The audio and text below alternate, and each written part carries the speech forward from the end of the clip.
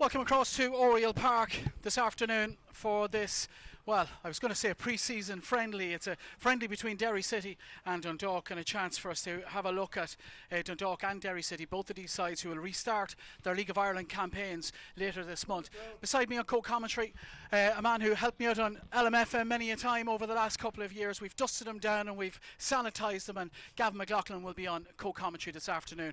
First of all, a big welcome to everybody watching today.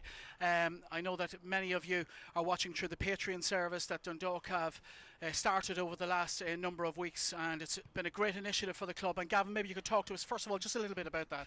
Yeah, thanks Adrian. It's good to be back, standing beside you again. I think the last time we did it was a cup semi-final in Sligo last year, where there was about 3,500 at the game. It's just a wee bit different today. But yeah, I suppose the one thing that the layoff did allow the club to do was sort of work on projects that we probably would have had to leave until the end of the season. So a club membership was one of the things we were looking at, and it gave us a chance to sort of implement that a wee bit earlier. So the response has been brilliant. It's been up just over a month, and we've almost 300 members. So when you consider there's no football actually being played until now, it's a great take up. So we're delighted, and we've big plans ahead for it. And it's really important for Dundalk and for the sustainability of League of Ireland clubs that supporters support them in these little extra ways, Gavin, isn't it? Yeah, well that's it, Adrian. Like, we're no different than any other League of Ireland club.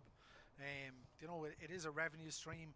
You see the likes of Sligo Rovers there after fundraising nearly €70,000 in a couple of days. So the League of Ireland's been hit hard by COVID-19, as has every league in Europe, but especially our league. It feels it sort of more than most because we don't have a television deal, we don't have big sponsorship deals. So look, any sort of income we can bring in, it's an extra stream. And it's not only that, we feel that the content we're providing will be worth that fee to members at every month. Well, the teams have emerged onto the Oriel Park surface here. The Derry City side are away to our left-hand side in their change kit of all black this afternoon. Dundalk have emerged from our left-hand side from the Youth Development Centre, as it was known, and they will play in their traditional white shirts, black shorts and white stockings. We'll have a quick look at the Dundalk team this afternoon, and in goal is Gary Rogers. The back four will be Sean Gannon, Daniel Cleary, Andy Boyle and Darragh Leahy. In midfield for Dundalk this afternoon, Chris Shields, Jordan Flores and Will Patching. Michael Duffy on the right hand side. Stefan Kolovich I think will start on the left hand side, and Pat Hoban up front for Dundalk this afternoon. Strong team that Vinny has named, and he's given a couple of players, new players to the squad, relatively new players, an opportunity to impress this afternoon. Yeah, I think everybody's looking forward to seeing Stefan, Adrian. He played the squad played an 11v11 game last week, and if anybody was watching that, they would have seen he played a big part in the goal. He's very technical. He can play all across the front positions, and it'll be very interesting. It looks like he's starting on the right and Michael Duffy on the left. It's a very tantalising sort of prospect. And you mentioned Will Patching there. It's a big call for Will today to start in the number 10. Played some lovely passes last week, and you can see yourself he's a big physical lad and lovely footballer. So it's a chance for him and a chance for Stefan to sort of get to know their teammates a bit better. It'll be Derry City to get us underway. For the record, they line out as follows: Peter Cherry in goal, back four I believe, and we'll see how this develops. We're not entirely sure how they'll line out. We'll have a look at it as the game progresses. Kieran Harkin, Owen Toll, Ali Gilchrist, Kieran Call, Conor McCormick, Joe Thompson, Conor Clifford, Joe Malone, Walter Figuera, and they have a trialist on view here this afternoon as well in Joseph Keaveney, and we'll tell you a little bit more about him as the afternoon progresses. It's the visiting side who get us underway here, and we're looking forward to some live football action. It's been away quite a while, but it's getting closer. The resumption of the League of Ireland, hopefully not too far away, as Dundalk chase yet another League of Ireland title. Of course, they trail Shamrock Rovers at the top of the table by 3 points as it stands, and with only 13 games left for play, there's not much room for error. Here's Walter Figuera now for Derry City into midfield to the ex-Dundalk man Conor Clifford, who swings a good ball over to the right hand side, and it seems that's Conor McCormick all the way over there, cleared away by Dundalk. There's a challenge there in midfield, and it's Owen Toll who wins the initial header. It's broken on that far right hand side for Derry City. Ball fed forward, and I don't actually have a number. Well, the number 36 for Derry City is that trialist Joseph Keaveney. It's in midfield. Will Patching looking to break into the Derry City half for Dundalk. Now it's Pat Hoban on the left hand side, but the referee will call play back for a foul on Will Patching and Chris Shields stands over this free kick. The joint longest serving Dundalk player. The first thing I noticed, Adrian Keaveney, he's a very big lad, isn't he? He's a big unit up there up front, and Nielsen, who was very impressive here in the opening night of the season for Derry, he'll be a big loss. I'm sure Declan Devine will be hoping for big things from Keaveney if he does sign, but he's a very physical looking player. Yes, Tim Nielsen started the season up front for Derry City and looked impressive, as Gavin said here in the opening night against Dundalk. Didn't score and hadn't scored for the club, but had impressed people, Tim Nielsen, but he's elected not to stay with the club after the interruption that we've had, and they're trialling Joseph Keaveney. He's got some Hungarian heritage, but he's an under-17 Irish international. His last club was AEK Larnaca, a club that Dundalk know plenty about from European exploits in recent seasons. It shudders when you mention that, Adrian. Absolutely. Here's Andy Boyle now, out to that left-hand side, helped on by Patching, but that'll carry all the way through to another ex-Dundalk player in the Derry City side, and that's Peter Cherry, who finds Toll, and Toll now to Conor McCormack, the Derry City captain, who's deputising at right full back here this afternoon, it appears. Relatively local man from Carlingford, and he's looking for some options now for this throw-in. Thrown up towards Keaveney. He's beaten in the air by Andy Boyle. Now it's Chris Shields looking to get that under control, and does so. And his ball back to Sean Gannon will force him to bring Gary Rogers into the play. Rogers over here towards this right-hand side where Stefan Kolovich shows an interest in it but won't get a touch. Ball has gone out for a throw-in to the visiting side. And Kieran Call will prepare to deliver this one back into the field of play. Last season's Player of the Year according to the Brandywell faithful. Very consistent back there, the former Finn Harps defender. Here is Kolovich now for Dundalk. Now Andy Boyle with some space to carry it up to the halfway line. Returned to him by Michael Duffy. Andy Boyle again. And now Chris Shields. Sean Gannon has gone on a run in behind Call and Figueroa, and he gets there and gets the cross in. Too close to Peter Cherry though. But a bright moment for Dundalk here in the early stages, and we've had just 3.5 minutes, Gavin. Yeah, trademark dart down the right there by Sean Gannon, Adrian. Chris Shields was a good pass to try and pick him out. It's actually Sean's birthday tomorrow, so we'll just get an early birthday shout in from him.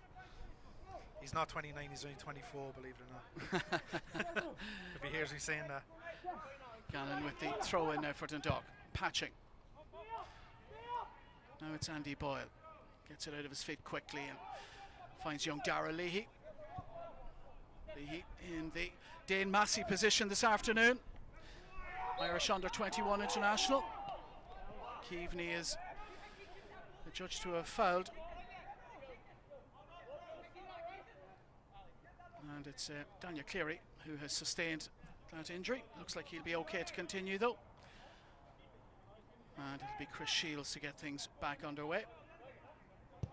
Andy Boyle, arms outstretched, appealing for the ball, and gets it from Shields, who receives it back from Boyle and carries it past Keaveney. Now it's Patching. Breaks through the challenge in midfield of Joe Malone, but the ball has broken kindly for Joe Thompson. Recently signed for Derry City over the last week. Ex-Celtic player. Throw in for Derry now. Thrown up the right-hand side. It's Andy Boyle who gets there first though. Leahy. Michael Duffy. First time ball by Flores, looking for Pat Hoban, but it's cut out by Toll. Hoban will get the chance now to gain possession for Dundalk, and he's won aside a free kick here.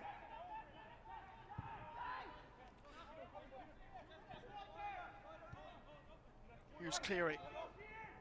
Kolovich looks to make a run off the shoulder of Kieran Call, but the ball is delivered into the penalty area, but once again too close to Peter Cherry. It's a position Dan likes, Adrian. I think it was in the Brandywell last year. He created a couple of goals from that sort of inside right channel, just marauding forward, and he's got a great right foot when he's delivering crosses, but too close to Peter Cherry on that occasion. Keaveney against Cleary, and Keaveney had a hold of Cleary's shirt, but the referee allows play to continue. Dundalk have the ball, but Chris Shields has coughed it up to Figuera here. Kieran Harkin laying that off into midfield to Conor Clifford.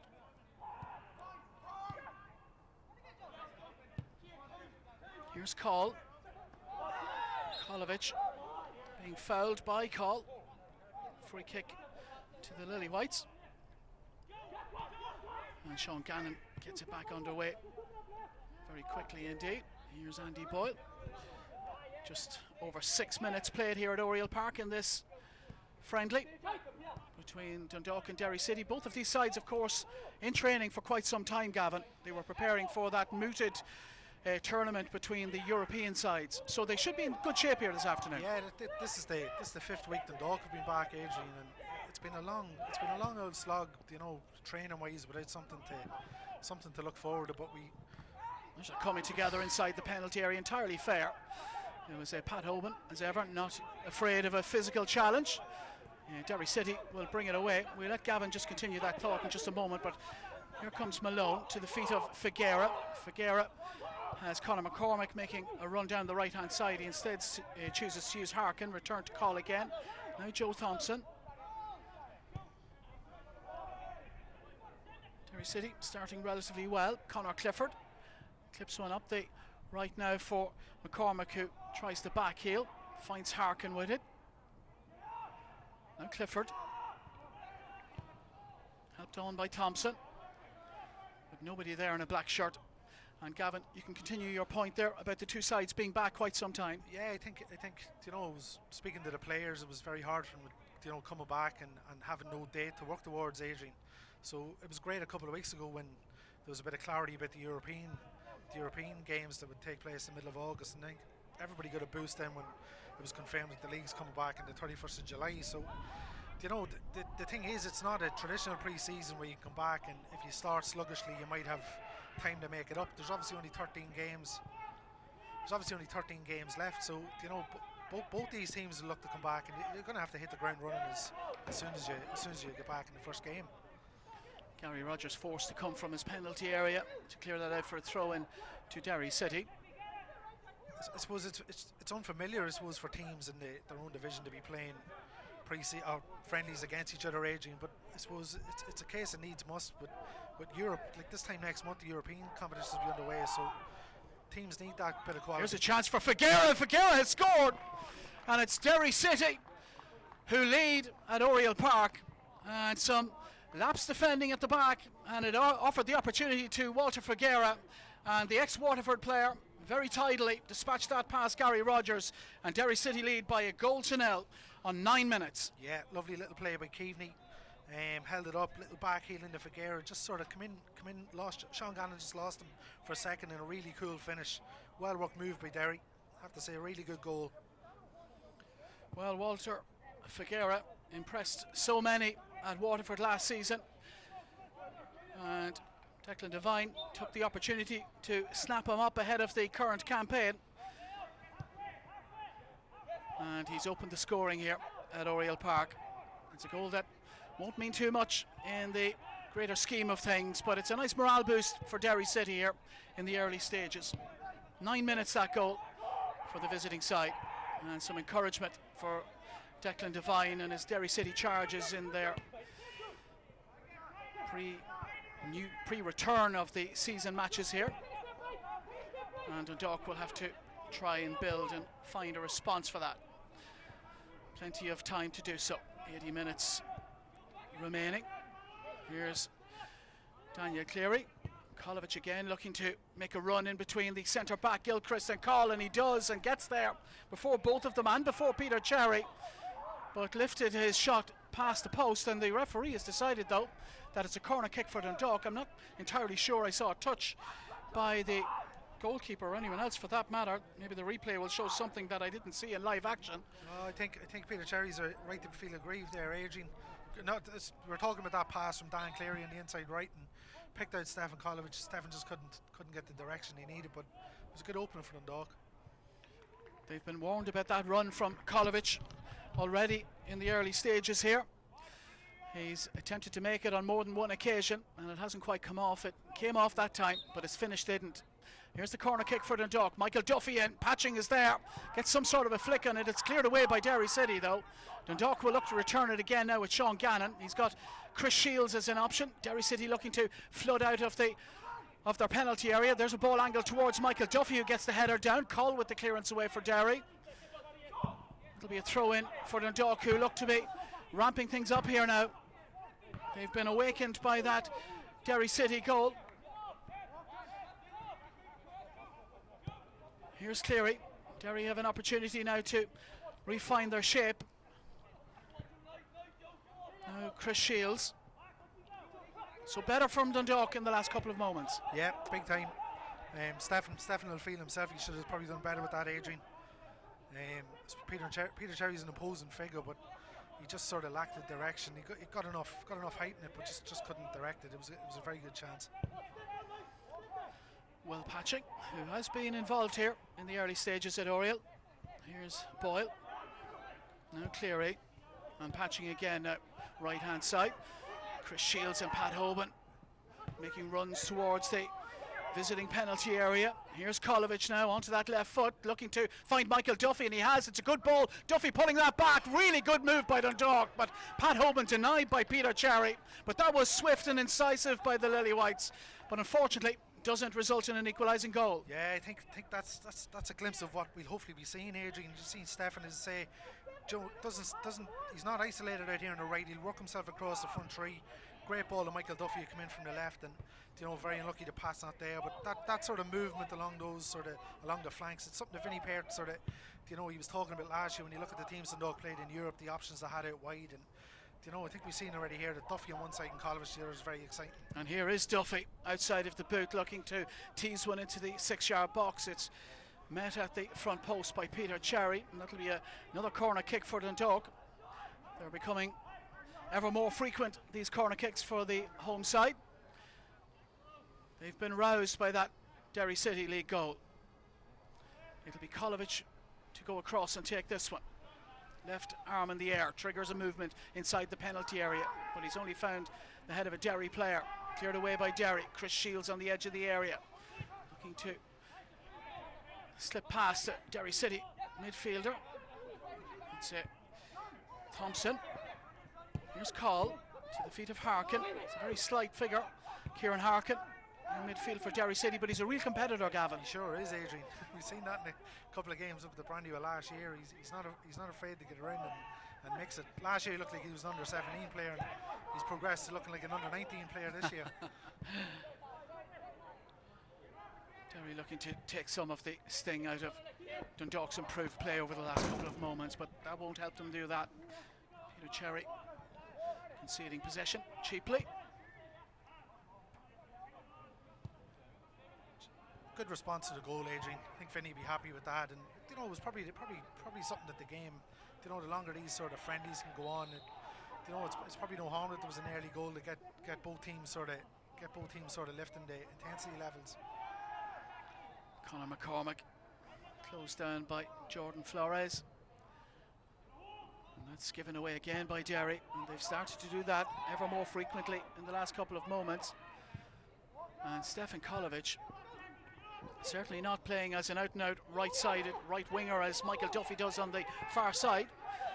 Real license to come inside and hurt Derry City wherever he can. Here's Malone now, looking to find McCormack, who's not afraid to come forward on that right-hand side for Derry. And Dundalk have conceded a corner kick. And a chance now for Gilchrist and Owen Toll to make their way forward for the visiting side. Gary Rogers organising things inside his penalty area. Dundalk a very powerful side in terms of height. It's a strong area of their game. It's going to be tested here now by Derry. In by Harkin, and it's not really dealt with by Dundalk. Back into the mixer once more. This time it's Sean Gannon who gets it away for Dundalk. Kolovich blocks the attempted clearance forward by Clifford, and he's just pushed Clifford. The referee will allow play to continue. Peter Cherry has the ball unchallenged, and he finds Call. And now it's Toll. Still sporting his lockdown haircut, I see.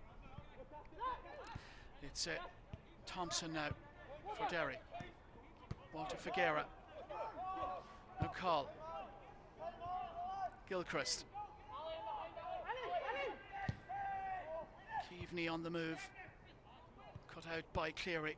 Patching helps it on.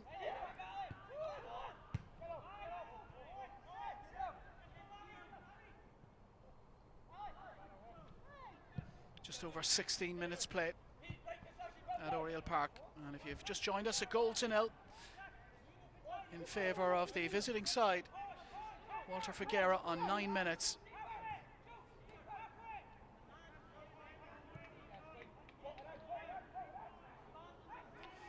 An eerie atmosphere inside Oriel Park, Gavin, you have to say, without the passionate Dundalk supporters beneath us here on this side on the gantry. Ordinarily you have the sights, the sounds and the smells of the shed side army here. It is, Adrian, and I think that's what, again, speaking to the players after the game last Friday, the 11v11, it was something that they deliberately spoke about before the game, was that, you know, you're going to have to get used to this where there's no sounds. It's you know, the difference in Oriel Park for a Derry game like this and compared to the opening night of the season, you remember the place was jumping. But you know, it's hopefully we'll at some stage we'll be able to get some supporters into the ground, because even if you have a couple of hundred, it'll add some bit of atmosphere. Is there any information on that, Gavin, in terms of what's expected in terms of getting players back into the ground? It's like everything else, Adrian. We just have to go by the guidelines and the public health. You know, we had a media meeting there today about, you know, what the media setup's going to be, and even that's very restricted. So I just don't know what the plans are at the minute. Obviously we'd like to get some of our supporters into the ground. You know, a lot of season ticket holders have shelled out good money. So if we could get some of them into the ground for some of the last couple of games, you know, that we have, it'd be great. But it's one of those where, you know, this situation just seems to be changing every 24 hours. So we just have to see what happens. Chris Shields patching the target of his forward ball, but Peter Cherry the recipient. Here's Gilchrist, ex-Shamrock Rovers player. Patching now. Looks menacing. Kolovic, he has looked menacing in the opening stages. Into the penalty area it goes, headed away by Gilchrist again. And well, up until today, all we'd seen of Stefan Kolovic was that relatively fleeting substitute appearance in Finn Harps, and it was an encouraging performance even in those 19 minutes as well, Gavin. It was, I think he hit the post, I think, when he came on, but that seems many moons ago now, Adrian, that night up in Ballybuffet. Here is Kolovic again. Figuera gets the touch on it and dispossesses the Dundalk man. The one thing about Stefan, Adrian, it's you know, I'm saying like what the break has allowed the club to do. Stefan unfortunately hasn't been able to get back to Serbia because Serbia was quick to close the borders when the pandemic hit. So he's been in Dundalk for the last 5 months. So it's actually given him a chance to really sort of integrate himself into the. That's a question I wanted to ask you. The overseas players in general, have they generally gone home? Is he the only one that got stranded? Will Patching, for example, and Nathan Adu, they went back to Manchester and London respectively, but the vast majority of them were all here. As I say, Stefan couldn't get back, so he had to stay here, and he just, you know, kept himself ticking over. So I think the fact that the players were able to come back together as a group 5 weeks ago was massive for the likes of him. But it's given him and it's given Nathan, and it's given Will, you know, time to sort of get to know the players, even if it's over Zoom calls and things like that. But it's probably a chance where they've had longer to settle in, albeit without playing the football. And just gone into a lull in the last couple of moments. We're inside the 20th minute. Still 1-0 to Derry City. Chris Shields, Michael Duffy can get it out of his feet and run at McCormack, and McCormack is backing off and Duffy is coming forward, and there's the shot from Kolovic, and he's just screwed that wide. It was a decent opportunity for him, fairly central, but just guides his shot left-footed past Peter Cherry's left post, and he might feel he should have done better. Not the cleanest of connections by Kolovic on it, and well, he really should have hit the target. Yeah, he'll definitely feel, Adrian, he should have had a goal at this stage. There's 2 good chances, and you know, that's the best of the two. Good play by Michael Duffy on the left, a little step over. We've seen that many times before. And as I say about Stephen, he won't stand out in that right touch line. He'll get involved and get into the box, and he'll feel he should have done better with that. Michael Duffy looking sharp here, even in these early stages. I know Dundalk have effectively had a 90 minutes in their legs already with that 11-11, where they played a first and second team of some kind last week. Although whether Vinnie Perth would, I'm sure he'd argue with the idea that there's a first and second team at Dundalk at the moment. So many quality players throughout the squad.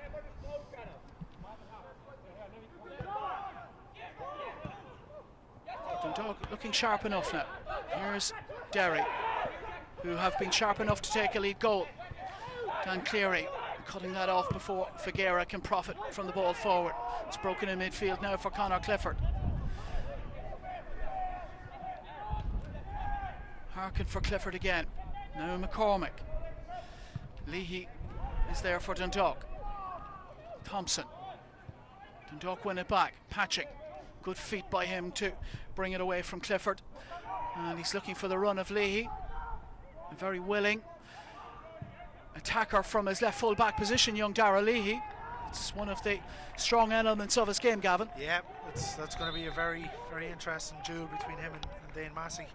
Adrian, even for the opening 5 games of the season, you know, the two of them pushing each other really well.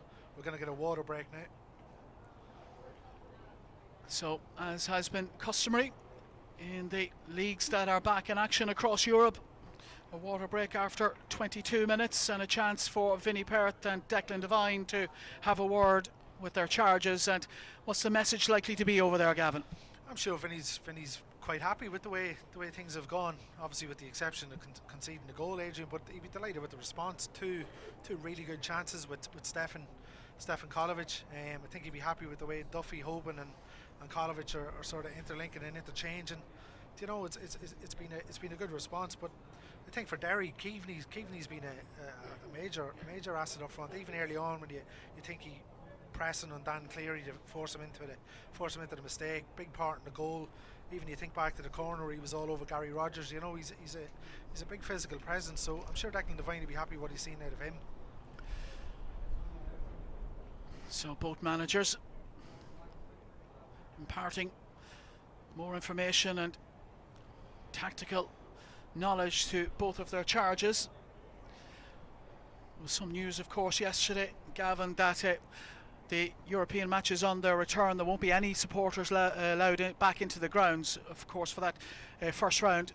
And that was disappointing but understandable news. Yeah, it is disappointing, Adrian, because, you know, I think for every League of Ireland fan, if the club's involved in Europe, it's one of the highlights of the season. And I suppose from our point of view, you know, we can only host sort of limited games at Oriel, so it's disappointing if we are drawn at home and there's no supporters able to get into the ground. But I suppose on the flip side of that is if you're drawn away against a club with, you know, fanatical support, it could sort of work in your advantage. But it's going to be very interesting this year, with obviously with the one-legged system. And I suppose the luck of the draw this year probably be, you know, as important or more important than any other year before. I think we've seen in the leagues that have come back, Gavin, and it was something that was suggested before football came back, that playing with no crowds has suited the more technical teams. Yeah, that's it. You know, if you're down the bottom and you're sort of, you know, being willed on by supporters to make that block or to make that challenge, you know, when you don't have that sort of screaming and cheering in the background, you know, are you gonna lose that little extra percentage of desire? It's hard to know, but it's gonna be really strange for everybody, Adrian. Like, when you think Shamrock Rovers will come here and there's no supporters, you think back to the night we played the Metalla back in late February, where there was 6,500 at it. A great atmosphere, great occasion for the league. And I suppose the only thing is we should just take a step back, and the fact that we have football at all is a bonus. Pat Hoban releasing Michael Duffy. Conor McCormick looking to hold up the Derry man, and Derry have defended that reasonably well. Here is McCormick, cleared away by Derry. Keaveney looking to hold off Andy Boyle.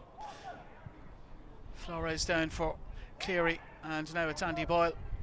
Boyle will give Gary Rogers a touch. He's seen very little of it in the last 10 minutes or so. Here's Cleary now, and he's given that away to Harkin. He's taken that full in the face, Harkin, and it's broken for Patching, and Patching now for Leahy. Chris Shields, Patching. Now Daniel Cleary. Cleary looking for Gannon once more. Cut out by Call this time though. And here's Figueira, space on the left hand side for Derry City here. Figueira has Thompson on his outside, and he's given that away really cheaply to Andy Boyle, and that won't please Declan Devine. And Boyle has found Michael Duffy, and a chance maybe to isolate Conor McCormick here. He instead elects to hold it up. Leahy. Now Shields. Shields looking at options ahead of him. He goes side on instead for Flores, and now Cleary. Flores again. A little bit of space for Flores. Flores spots the run of Michael Duffy, but that's cut out well by Toll. Thompson's initial attempt at clearance is blocked. Derry City maintain the possession. Conor McCormick. McCormick right-footed for Keaveney, looking to help that on. Dundalk in control though. Rogers for Cleary, and Rogers once more. And the wind starting to rise here in Oriel a little bit. Yeah. The rain starting to fall as well, Adrian. Here's Cleary. Boyle.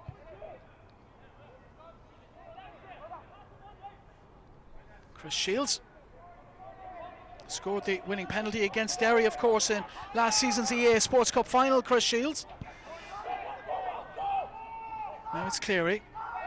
Gannon's second touch is a cross, and it's come off call, and that'll be a corner kick for Dundalk. And Michael Duffy comes across from the left hand side.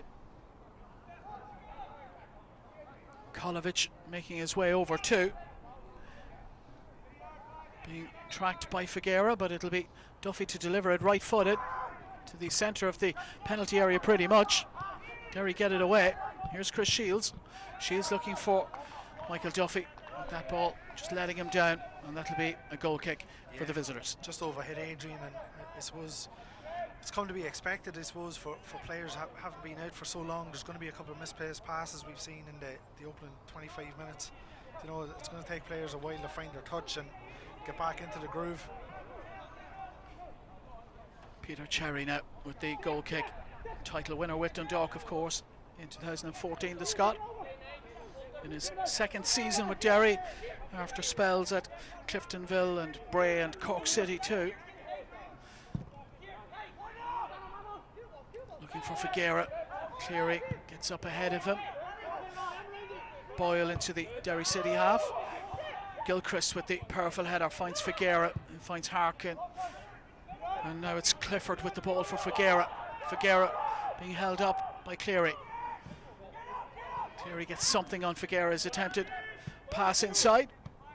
That's a good ball by Kolovich to find Patching, but he can't keep the possession. Cleary with some defending to do, and he just gets that wrong initially. Has time to recover before Figueira can take advantage though. Here's Shields. Gannon. Michael Duffy has come in off the left hand side. He's central. Gannon once more now, back to Cleary. Shields. Here's Flores to the feet of Duffy. Leahy now. Be interesting, Gavin, to see if Vinny makes many changes at half time. If we see one of these situations where a team entirely changes in the second half, we'll see in a moment. Here's Will Patching with a shot from distance, and that ball was moving. You could see it swerve in the air, and it made it really difficult for Peter Cherry. And that was some accomplished goalkeeping by Cherry. He needed to watch that all the way. And I don't know if you can see it in the replay, but certainly from our vantage point, that ball moved in the air. Just took a bounce right in front of him as well, Adrian, and very unorthodox, threw his left fist towards it and turned around the post, but the space open for Will. Dundalk corner kick. Harkin with the header, not very convincing, doesn't get it away. Derry City still with defending to do. Pat Hoban under pressure from Harkin, and Harkin gets the challenge in, and that'll be a throw in to Dundalk now deep inside Derry City territory. He's a tiger. Just you know, see even now with Pat Hoban, Adrian just doesn't give you a minute on the ball. And here's the rain now, which what we would do for the confines of the main stand now, Adrian. It's a patching, and Figueira looking to nick it away from the ex-Manchester City youth player, and they've only managed to concede a free kick to Dundalk. And Kolovich over this one now. Michael Duffy was tempted to join him but moves away. Kolovich has it under control. It'll be a left-footed delivery into the area,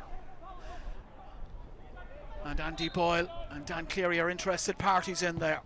In it goes into the 6-yard box. It's met by the head of Conor McCormick. That'll be a corner kick for Dundalk. Yeah, good defended by McCormick. Just looked like he was going to land on Pat Hoban's head. You see the replay here, Adrian. Good delivery by Stephen. Conor McCormick's a very good defender. You know, if you're looking for somebody to protect your goal, there's not many better than him. As the rain intensifies here at Oriel Park, here's the corner kick now to the back post. Will Patching with a little push in the back of Keaveney as he rose for that one, and referee not spotting it. And that'll be a throw-in, or corner kick rather, for Dundalk. That could have been sent to us here in VAR, Adrian. If that had Another corner kick for Dundalk.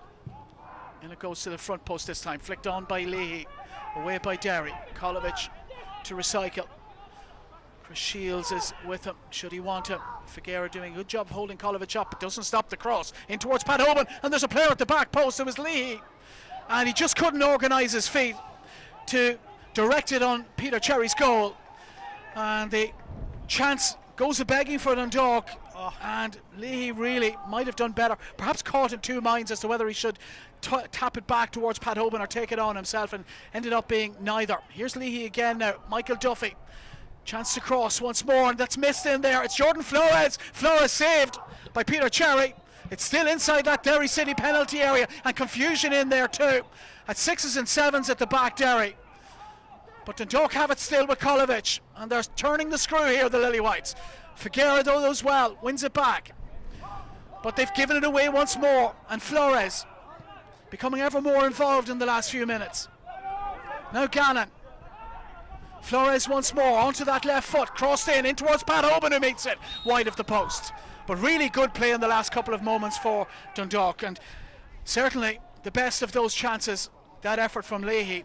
It was the best chance. It was a poor effort, I think, yeah, Gavin, it's fair to say. Great spell, and you know, followed up by Jordan Flores with he sort of scuffed it.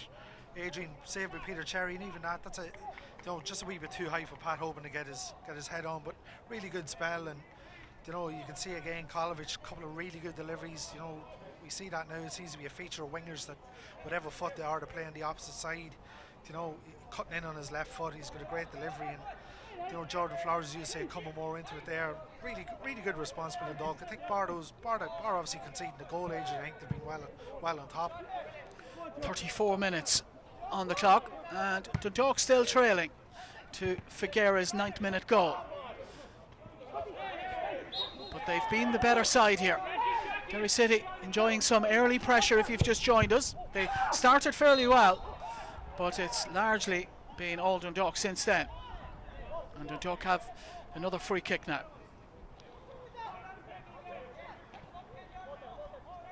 Here's Chris Shields. Jordan Flores helps that on.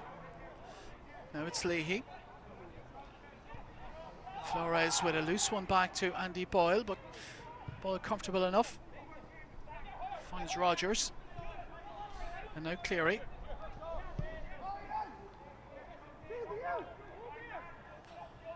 Boyle.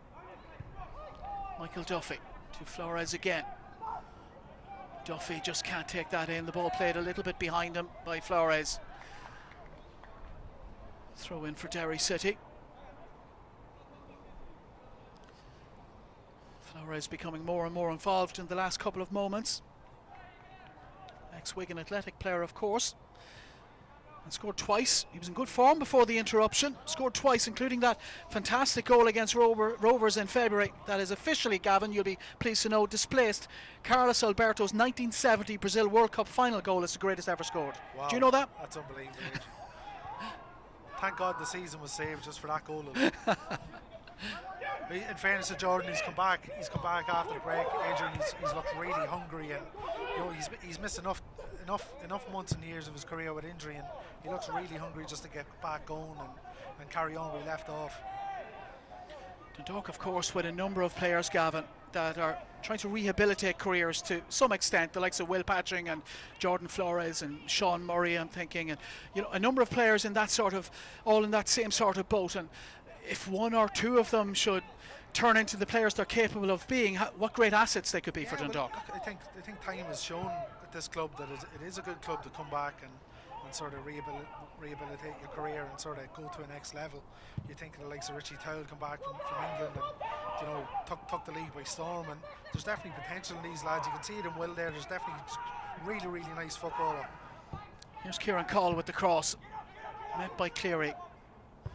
Thompson, Harkin down for Figueira, decides to be patient and find Call on the left hand side. Figueira once more. Keaveney returning it to Call again. Call with the cross in. Keaveney looking to get a flick on it. Dan Cleary there though for Dundalk, and that'll be Gary Rogers. And it's very easy to talk about all the attacking arsenal at Dundalk's disposal, but Gary Rogers, what a servant he's been for the Lily Whites. Yeah, the evergreen Gary Rogers, and you know, I don't think you mind me saying that. He's been brilliant for Dundalk, and that whole defence. It was brilliant last week, Adrian, in the 11v11. That famous back five of Rogers, Gannon, Garton, Boyle and Massey were back together for the first time since 2016. It was great to see them all.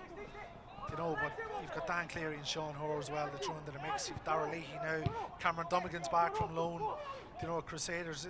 The options there are just as impressive as the options going forward. Here's Kolovich now, one of those forward options for Gannon, one of the defensive ones, Pat Hoban. Now, Michael Duffy, how dare I call Sean Gannon a defensive option? He's an attacker as much as he is a defender. Here's a ball swung in by Shields, Patching trying to make something of it. Kieran Harkin probably doing the sensible thing and just putting a boot on the ball and putting it out for a corner kick. 38 minutes played in the first half. And Sean Gannon makes his way back to the halfway line to take up station there as Dundalk prepare to take this corner kick. Stefan Kolovich. Once again Boyle and Cleary forward. Kolovich left footed and again into a good area but headed away by Toll. Here's Michael Duffy scrapping with Figueira, and now Shields. Patching pushed over, referee didn't spot it. Not the first time he's missed a push, and that was fairly blatant, and there's some work here for Sean Gannon to do, and referee spotting a push on this occasion, this time by Keaveney on Gannon, and that'll be a Dundalk free kick. It's been a long layoff for everybody, Adrian, including the referees, so I think we'll have to give them the benefit of the doubt. That's a really nice way to say something that isn't nice, Gavin. Diplomatic to the last, Gavin McLaughlin. Thompson now for Figueira. Figueira away from Kolovich. Now it's Clifford. Conor McCormack hugging the right touchline. Crossed in by McCormack, and he's found a player in a black shirt, and there's a shot from Harkin from about 20 yards straight at Gary Rogers. They've threatened very little since the goal, Derry City, but Harkin in a good position to get the shot away, but can't guide it either side of the Dundalk goalkeeper. Pat Hoban now. Flores for Shields. Now Gannon. Gannon for Kolovich. Now Cleary. Kolovich again. And Cleary. Here's Chris Shields. Shields to the feet of Patching. And now Shields again. To Andy Boyle. Pat Hoban dispossessed. And a chance now for Derry City to break. Owen Toll with the possession. Here's Kieran Call.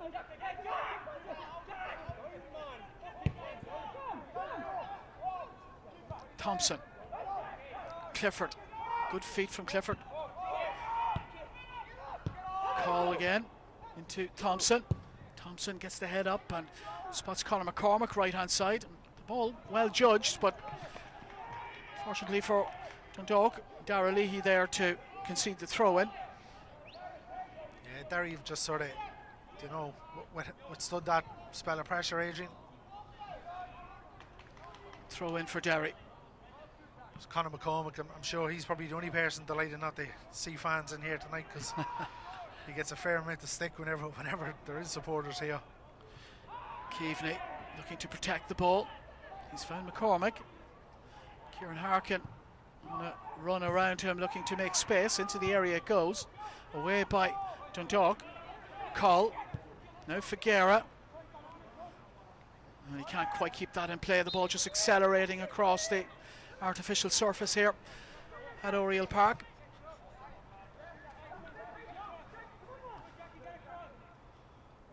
Sean Gannon's throw in now. Just 3 minutes to go to the half-time whistle. Chris Shields for Cleary. Leahy.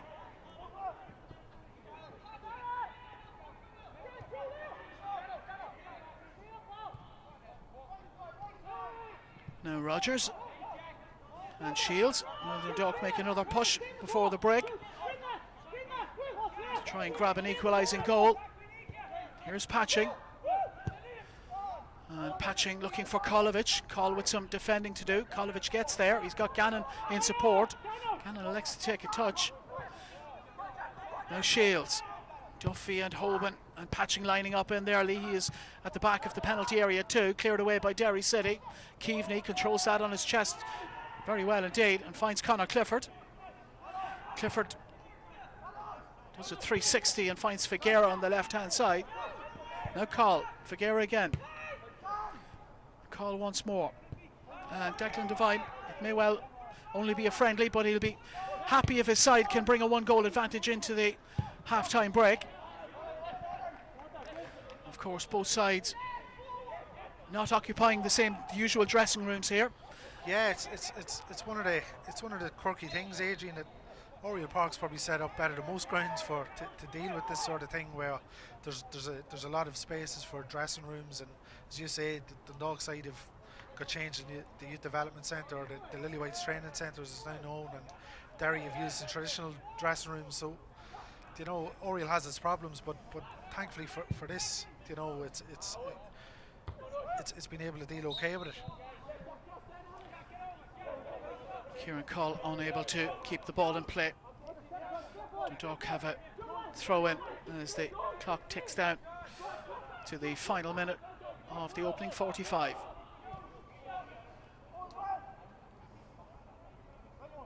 Here's Andy Boyle to Flores. Cleary. Boyle again. Now Michael Duffy, closed down by McCormick.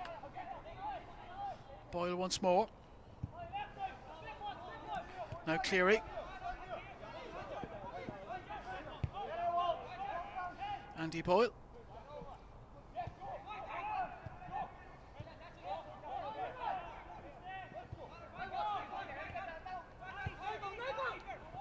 Kolovic.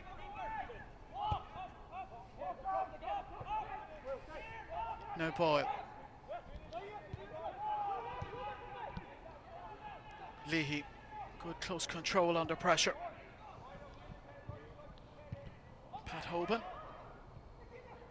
Duffy. Flores. Flores doing well. Sean Gannon in Pat Hoban's position at centre forward just at the moment. Here's Shields. Now Michael Duffy. Dundalk maybe sensing there's a chance here late on at the end of the first half. In by Duffy towards Kolovic, but perhaps if it was Keaveney that was up front for Dundalk instead of Kolovic, he might have made something of that, but much too much elevation on that for the Dundalk right winger, and that'll be a goal kick for Derry City, and that might be the last action of the first half. Peter Cherry places the ball. Presumably there will be some time to be added on for the water break at the very least. Cherry looking to take some time out of this and get his side into the break with a goal advantage.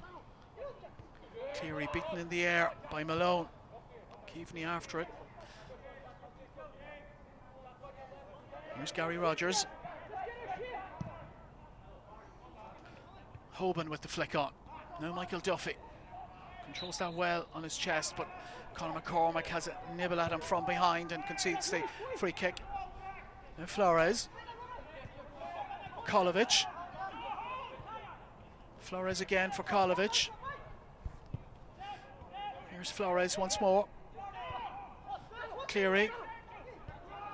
Cleary with a little bit of space, but it's a loose pass by Dan Cleary. It's come off a Derry City player, mind you. And we've had over a minute and a half of time added on at the end of this first half. Shields. Kolovic looking to step over it. Shields with the header forward, away by Cole. And that is the last action of the first half, and it's a half in which Dundalk find themselves trailing by a goal to nil. The goal coming on 9 minutes. Walter Figueira afforded too much space, you have to say, inside the Dundalk penalty area. And, well, a player of his quality found it fairly easy to slip it past Gary Rogers inside Rogers' left post. That's really been, you have to say, Derry City's best chance of the half. Dundalk have had opportunities though, Gavin. Yeah, definitely. Adrian, Stefan Kolovic in particular with two really good chances to draw a level, but I'm sure when he's going into the dressing room now, I'm sure he'd be happy with the response of going behind. It's obviously the first game for these both sets of players in 5 months, first competitive game, so obviously there's a couple of errors, but I think Dundalk will be reasonably happy with what they've produced in the opening half, and it'll be interesting to see now just how many changes we do see at the break on either side. Irrespective of the result here this afternoon and how the second half goes, both of these sides very definitely getting what they wanted, and that's a really good competitive game played at a good pace. Yeah, that's it, Adrian. You know, with the league, you know, we mentioned at the start there's only 13 games for the Dog to retain the title, so they need to hit the ground running, and these are the sort of games that they'll want instead of, for example, playing a first division side. So they need high quality games, and this is exactly what this is. That's it from Oriel Park for the moment. We will be back with you in about 10 or 15 minutes time, depending on when the referee decides to bring the players back out onto the pitch here. But for the moment, Gavin McLaughlin incidentally spoke to new Dundalk signing Josh Gatt during the week, and here is that footage of that interview with Josh.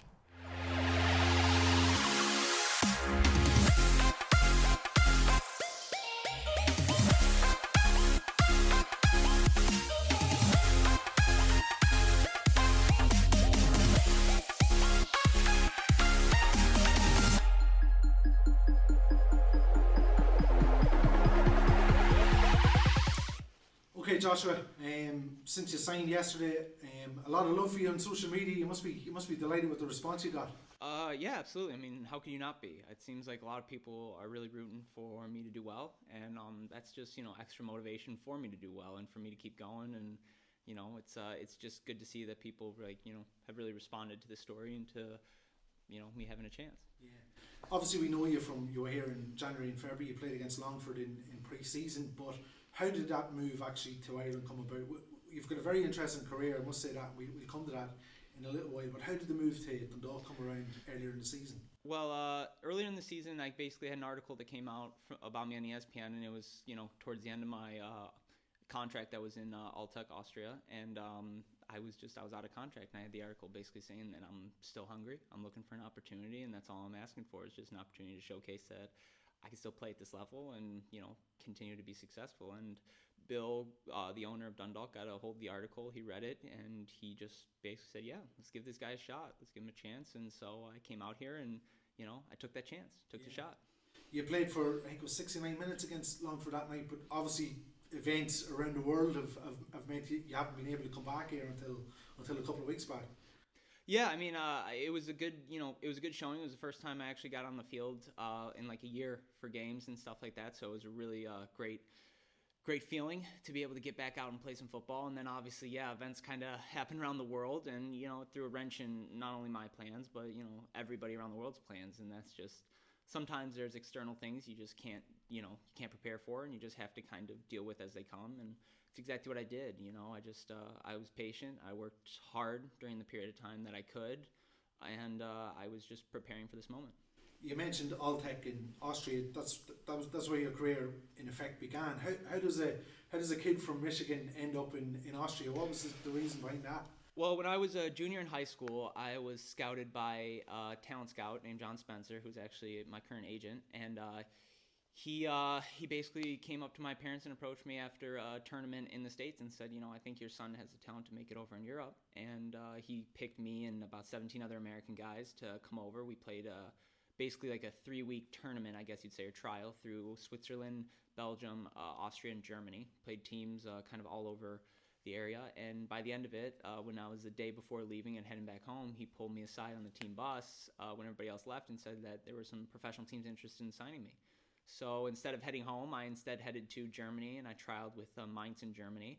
And it went very well. They ended up wanting to sign me for the reserve team. And then actually I went down to Austria, and I played with Alltech, and Alltech wanted to sign me to their first team. They were in the second division at the time, and for me, my agent, which was different during the time, believed that the best opportunity was for me to play first team football. So we decided to sign with Alltech in the second division, and the rest was just kind of written from there. Yeah. How did you find it in Austria? I believe you were only there for 6 months, and then Ole Gunnar Solskjaer watched you for. He was the manager of Molde at the time and took you to Norway. But you must have made a good impression in Austria. Yeah, not at the start. No, to be honest, no. When I first came there, I was way behind the 8 ball. I wasn't prepared for the intensity. I wasn't prepared for the amount of skill I needed to be successful at a professional level, and I had to grow. I mean, the first actually 3 months, I didn't even see the bench. I was in the stands watching games because I just wasn't up to the level. But I put in the extra work. I honed my game. I improved it, and for that first 3 months to the second 3 months, it was like a whole different story. I started playing games. I started starting, and then I strung together assists and some goals. And then by the end of the season, right before our winter break, Ole came to one of our matches. We were playing the first place team versus us, who was in second, and we needed a 4-0 win to take over first place, and we won 4-0, and I ended up scoring the 4th goal. So from there, after that, my agent just told me that Ole was at the game, and he wanted to sign me, and my response to him was, "Who?" which is kind of funny response, and he just kind of shook his head and was like, "Just Google him." And so that's what I did. I Googled him, and then after I saw everything that man accomplished through his own career, I was like, holy crap, this guy wants me to play for him. Yeah. And I immediately said yes and was preparing to move over during the winter to Norway. I believe you were his first signing as well at Molde, is that right? Yeah, I was. I was the first guy he actually ended up signing to Molde. Obviously he signed a bunch of other players, but I was the first official signing he had for Molde, and it's a huge honor for me to have that. I still get to carry that around with me, and that was a really big thing for me. And again, it just kind of solidified that I could do this. I can make it. Yeah. What was it like playing under him?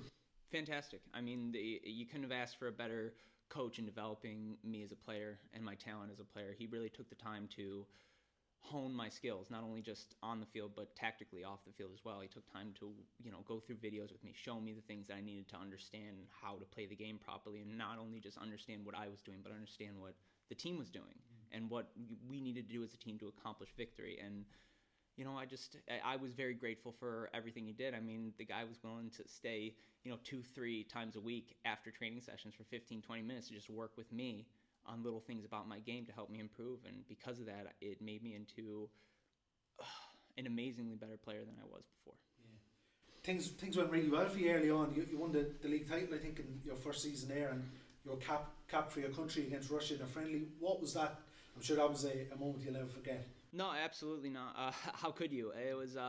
It was where I was striving to as a young boy growing up in America. Those were the dreams I was reaching for. Those were my goals, and to be able to kind of get close to that bar and be able to kind of hit it for a brief period was, exactly what I wanted out of my life. But obviously, some wrenches get thrown in your plans, and you have to adapt, and that's basically what I had to do because, some things happened to me that I could never have prepared for. and I just had to mentally adapt to the difficulties of what life can bring. Yeah, you're obviously speaking about the knee injuries. What can you recall from the first time it happened? I was in a game, and I was playing, and I was dribbling a defender, and I cut, and he tried to slide tackle me, and I jumped over him, and a different guy pushed me midair, and when I just tried to land, my knee just went. And then it was just kind of, that was it. I didn't think it was too bad at first, but then, it turned out to be as worse as it gets, and, it just happened. So I just had to recuperate, revamp, and start again. And that's just kind of the hard reality of what happens when you lose an ACL, is that it's not a quick fix. Yeah. It's a long fix, and it's not just the surgery, but it's all the work in between. And it's not even just the work in between, but it's the work once you're done and you're back playing again.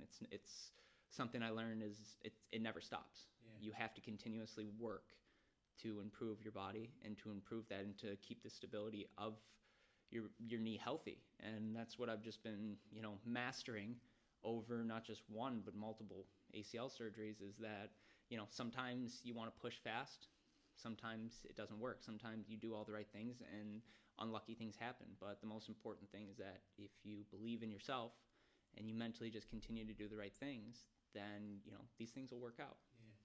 From speaking to you over the last couple of days, you seem to be really positive and, always looking at, the good things. I'm sure it was really tough, a couple of years out with an injury. Did you ever think, I'm done with it? I'm done with the game. I'm not going to get back. Oh, absolutely. I mean, especially after they happened. After I retore my knee, my knee the second time, I was bursting into tears. I couldn't believe that it happened to me again. I was so frustrated. I was so angry. I was so upset. But again, you come to this period of time where you have two crossroads. You have a road you can go down to the right, that is to continue on the path, work hard, do the right things, and get yourself back. Or you can go down the left, and you can choose a different path. You can choose a different journey, and you can go a different direction. I chose to stick on the path that I knew, that I wanted in my heart, that I've known, that I've wanted since I was a kid, and that's to continue to be a professional soccer player. Yeah. And I did all the right things to get myself back there, and, look at me now. Yeah. I'm a professional soccer player. You went back to America, and then you did a spell again in Austria, but is it safe to say you're looking for a new home or somewhere to sort of put down roots and establish yourself yet again? Yeah, absolutely. I would love to be able to have a place that I could, really create a career with and really stay and become stable in and be a part of for a long period of time. And, I couldn't have asked for a better situation here at Dundalk. I'm playing for the best team in Ireland, with a team that wants to compete not only here but in Europe. And this is a place where you can, I'm looking around, I can easily see myself calling home for for a long period of time. And I would be grateful to have the opportunity, but that opportunity is not going to be just given to me. It's not something I have to earn, and it's something that I'm going to earn and that I want to earn. And the only way I can do that is just to continue to do the things I've been doing my whole life, which is to just work hard, to believe in myself, and to just continue to push and strengthen not only my body but my mind, so that, going forward, I have the tools to be successful. Yeah. Just finally, I think you played in the right wing against Longford that night. You caught the eye of supporters. Is that where you're at home on the flanks? I love the flanks. I love to just be in a position to attack. I mean, that's something that I just love to do. I love to run at guys. I love to try and create things in the offensive third. But I'm also, I also believe I'm kind of a hard-nosed person. I like to get in. I like to get stuck in. I don't mind a battle. I don't mind a fight. And it's just, I just love the competitiveness of, football, as you'd say. I love the competitiveness of playing. I love going at people. I love taking them on. I love getting in hard in a tackle. I love knocking someone off the ball and taking the ball. I love completing the right pass. I love finishing the goal. However it is, I love every aspect of the game, and I'm just very grateful that I can continue to be a part of it. Yeah, you're looking forward to, I know you arrived back 2 weeks ago, but you've been training on your own. Are you looking forward to getting properly integrated into the group? Oh yeah, I've been chomping at the bit to obviously get some football with the guys, to be able to get and train with the team and play with the guys. But those it's all about just caution. It's all about just taking the right steps and being prepared and knowing what you got to do. And that's all we've been doing here, is just preparing me to make sure that once I get on with the guys, it's 100%. It's, I'm ready, and that I can step right in and, hopefully help them make an impact in this league and hopefully forward. Well, listen, I think we're all looking forward to seeing you. The very best of luck. Yeah, thank you. I'm looking forward to showing what I still got.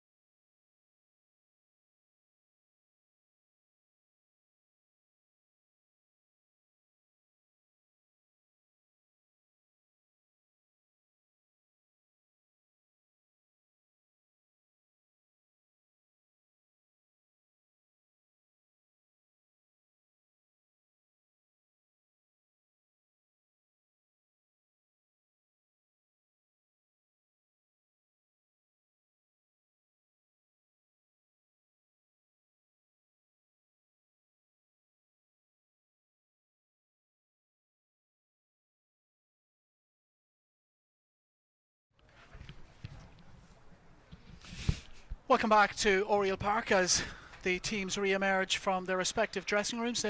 Haven't seen any changes on the Derry City side. They were first to emerge, and I haven't just seen any changes on the Derry side just yet. And the players that have come out for Dundalk so far all played in the first half, so it looks like both managers are happy to leave things as they were in the first half. It's a first half that finds Dundalk trailing by a 0-0. Walter Figueira with the goal on 9 minutes. And that's actually good news, Gavin, that neither manager appears just at the moment has made a change, because we'll have a really good start to the second half as well, because that was an entertaining first half. Yeah, and you say both managers are happy with that they've kept the same lineups. Not as happy as us, Adrian, that they've kept the same lineups. We're going to have some fun trying to, if they do decide to ring the changes en masse. Yeah, it's a big difference between doing the matches for the radio and doing them where you can see the pictures at home, because you'll know if we're wrong. But it'll be Dundalk to get us underway now in just a moment. Will Patching just stretching in the centre circle, and arguably, I'd say, having seen Will Patching with Dundalk a few times already, Gavin, and I know this is only a friendly, but that's probably the most influential I've seen him in a game. Yeah, said Adrian, he's a quality footballer, and he's deceivingly, you look at him there, he's deceivingly tall, and he's good stature about him. And we were talking about Dundalk being a good place. Will probably just needs a place where somebody can put his arm around him and he feels comfortable. And I know he struck up a great relationship with Nathan Adu and Jordan Flores, and he comes in, the two lads, Nathan and Will, come into training on their bikes each day. He's living local, so he seems to really like Dundalk. And there could be big things from Will. England international throughout his underage career, and he just needs a platform, and this could be the platform for him. As Gavin mentioned, Nathan Adu, he is on the bench this afternoon, is he? Looking through the Dundalk substitutes, I didn't give them to you in the first half. So Aaron McCary, Greg Sloggett, John Mountney, Georgie Kelly, Andrew Quinn, Dane Massey, Cameron Dummigan, Josh Gatt, Taylor Dogan and Lido Latifa, the other substitutes for Dundalk this afternoon. And I'm sure we'll see a number of those as the afternoon progresses. Second half just over a minute old, and Dundalk chasing down that Derry City lead goal. Chris Shields. Now Cleary. Pat Hoban looking to run off the shoulder of Toll, but Dundalk hold on to it in midfield with Andy Boyle now, who's adventurously stepped over the halfway line with it. Found Darragh Leahy, comes in field. Now it's Kolovich, head up, looking for options. None to his left, instead goes right now to Cleary with the cross in towards Michael Duffy, headed away by McCormick. Kolovich, lovely touch to pluck that out of the air. Here's Chris Shields. Shields into the feet of Michael Duffy, just a little pocket of space on the edge of the area. Time to find Leahy. Leahy's cross in, too high for Pat Hoban. Returned in again by Sean Gannon. And away by Derry. Figueira looking to pick that up for Derry, but he's fouled Sean Gannon in doing so. Dundalk free kick taken quickly by Gannon. Kolovich, he seems to be everywhere. Now Cleary drills it across to this side now for Shields. Shields has Leahy on the left hand side, but that's a poor pass, and that'll be a throw in now for Derry. Yeah, two half chances there, Adrian. Michael Duffy, I don't think he realised how much room he had. I suppose it's easier standing up, saying that from when you're standing up here and you can see it. But Darragh Leahy as well, normally he's very good from that position, just sort of overhead his cross. I have spotted one change for Derry at the break. Patrick Ferry, the player who's come in. Instead of Keaveney, is it? We'll see in a moment. It does appear that Keaveney hasn't re-emerged. And Patrick Ferry goes into the forward line alongside Walter Figueira. No Dundalk changes. Leahy now looking for options with this throw-in. Jordan Flores offering himself as one, as does Michael Duffy. Duffy back to Leahy again, and Leahy uses his captain Chris Shields. Now Duffy. Leahy once more. Cuts back inside onto the right foot. Headed away by Toll. Controlled by Malone and cushioned back to Harkin, who clears it away for Derry. Andy Boyle for Shields. Returns to Boyle again. Now Cleary. Kolovich. Figuera in close attendance. Patching for Chris Shields. Now Gannon, or patching rather. It's Gannon indeed. And he's fouled a Derry player. Free kick to the visiting side. They look very alike, Adrian. The pink boots and all. Yeah, It's hard to similar hard- stature yeah. as well, yeah. Here's Toll now over this free kick for Derry. McCormick. Harkin chasing after this. Andy Boyle there. Plenty of experience. Opened his goal scoring account for the season against his old club Shelbourne in February. Andy Boyle. We signed, of course, by the club in June of last year after 2.5 years in the UK. And Gavin, if he can refine his 2016 form and consistency, Dundalk will have a hell of a platform at the back on which to build more success. Yeah, I think there's high hopes for Andy again. You know, this season, especially after having a full pre-season under his belt, Adrian. It's always difficult when players come in midway through the campaign. You know, to get up to speed and get up to full fitness. But he's come back and he looked really sharp in the opening 5 games. So, as you say, a real quality defender. And that's not a quality ball into the Dundalk penalty area. And that'll be a Dundalk goal kick. And Gary Rogers.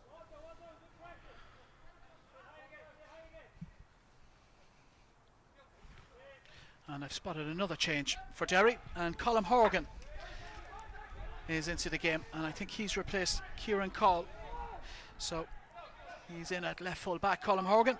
We, of course, at half-time in this one, just a friendly match, didn't receive information from Derry on their changes, so we're having to gauge it as we go along here.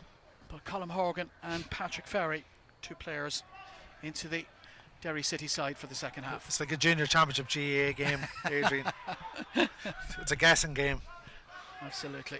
Here's Leahy now for Dundalk. No guessing game about the Dundalk lineup and the Dundalk players, and no guessing game about this man, Michael Duffy, looking to run a McCormick, clips across into the back post. No one there in a white shirt, but Kolovich eventually picks it up. Here's Chris Shields into the area. Michael Duffy looking to get across in front of McCormick, and that's a good effort by Leahy. Cut across his shot and drew the save from Peter Cherry. It dropped nicely for Leahy, attacking from his left full back position, and it drew a good save from Peter Cherry. Brilliant save, Adrian. Just cut across it. Look, brilliant technique by Dara.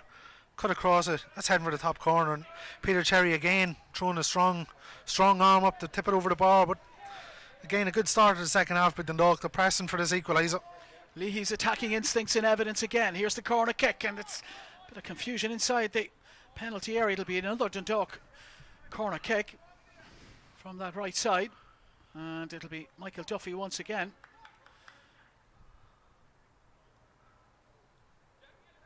Here's Duffy now with the corner. 7.5 minutes played. In it goes, and that's come off a Derry player last. Yeah. And it was guided towards his own goal, I think by Ali Gilchrist. Yeah, Ali Gilchrist, he's lucky. They're arguing there. In fairness, they'd won in the first half that, you know, they were unlucky. And this one, I don't think they've any cause for complaint. It definitely come off Gilchrist just in front of Andy Boyle to stop the Dundalk player getting onto it.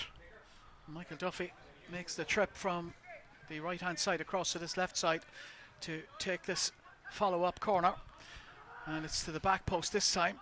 Cleary in a tugging match with Toll, and the referee has decided that Cleary is the chief offender in that. To me it looks 6-1. Don't say it, Adrian. That's why I stopped at 6-1, Gavin. Put the cliche book away. 6-1 and 6 of another. Yeah. Here's Chris Shields. Now Gannon just guides that into the feet of Kolovich, and that's helped forward by Flores.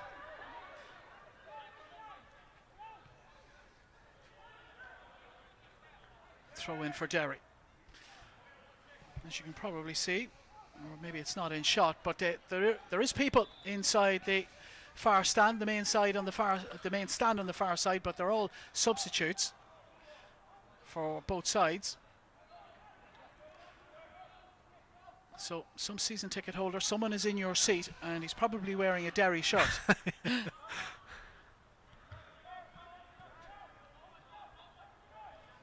Here's Sean Gannon now with a throw in for Dundalk. Kolovich. Shields. Now Flores. Flores likes a shot from distance. Oh my word! And that's as good as any by Jordan Flores. And he has some cracking goals to his name this season already. And that's another. Jordan Flores. Here's the replay, Adrian. What a And strike. that is worth seeing again. Left foot.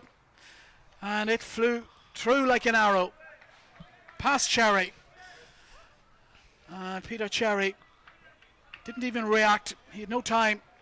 From the moment it left Flores' foot, and you fancied as soon as he took up the possession, he's going to like a shot here. That's you think back to the goal he scored against Cork here, and similar sort of range. This time, off the ground, brilliant sort of curling effort, brilliant strike. He's having his own goal of the season competition, Adrian. Well, this one may not be officially counted as it's in a friendly, but that ball and that goal happens irrespective of the level of the game, the way he struck that. He doesn't score the Poland. You even think of the goal in Waterford last year, his first goal for the club. It was an absolute thunderbolt, and he's got a brilliant left foot in him, and he's getting into those positions now where once it comes to him 20-25 yards, he's a real danger. And another brilliant strike. He has looked a more influential player for Dundalk this season in the matches that we've seen before the interruption. Here he is again, looking to have an influence, and that's a really nice play too. And he's dispossessed this time. Unfairly so, I think, according to the referee, Conor Clifford. Well, we've seen it many times before, Adrian, the second season when a player, he has that year of experience under his belt. He knows what's required, what's expected. Obviously, Jordan missed a lot of last season through injury, but he's come back, as I say, he's come back from this break looking really, really lean and strong and really hungry to get back going, and he could be a real asset for Dundalk. Chris Shields for Sean Gannon. Gannon into Pat Oban, looking to help it towards goal. And it was a clever piece of improvisation by Pat Oban. Peter Cherry equal to it though. But really, really good play by Dundalk again. And Sean Gannon galloping into the penalty area to deliver the cross in low towards Hoban at the front post. And Hoban just couldn't deceive Peter Cherry with his flick. I think Vinny would be delighted, Adrian. The amount of chances they've created, so far, and there's obviously things to work on. But I think from an attacking point of view, they've looked sharp. They've looked like they're going to penetrate Derry. A couple of really good chances. Pat Oban has had a couple of opportunities in this game. Both of them really have been flicks towards goal. Yeah. Not the sort of typical Pat Oban efforts. But with Pat, the thing is, it'll only take one to fall from him, and he's more capable than most to bury it. But I'm sure he's just hoping that one, as you say, one more sort of gilt edge opportunity to fall rather than the two half chances he's had at the minute. He was looking very much like his old self prior to the lockdown. 5 goals in his 5 games, a scoring rate that would surely have seen him threaten his 29 goal tally in 2018. And he's very accustomed to scoring against Derry. Scored 4 times against them last season, Pat Oban. But not yet in this match. It's 1-1 at Oriel Park.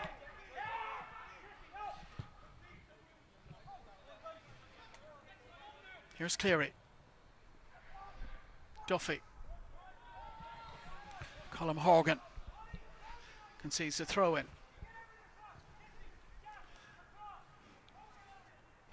Substitutes warming up away to our right hand side. I see Greg Sloggett over there, certainly among them. Here's Sean Gannon with the cross, and Darragh Leahy won't keep that in play. And Vinnie Pert motioning certainly to one of the substitutes. We might see a change shortly. Yeah, it looks like Nathan Adu and possibly Daniel Kelly, a couple of wingers. Throw in for Derry. Conor McCormick. Shields though for Dundalk. Now Michael Duffy, clever by Hoban.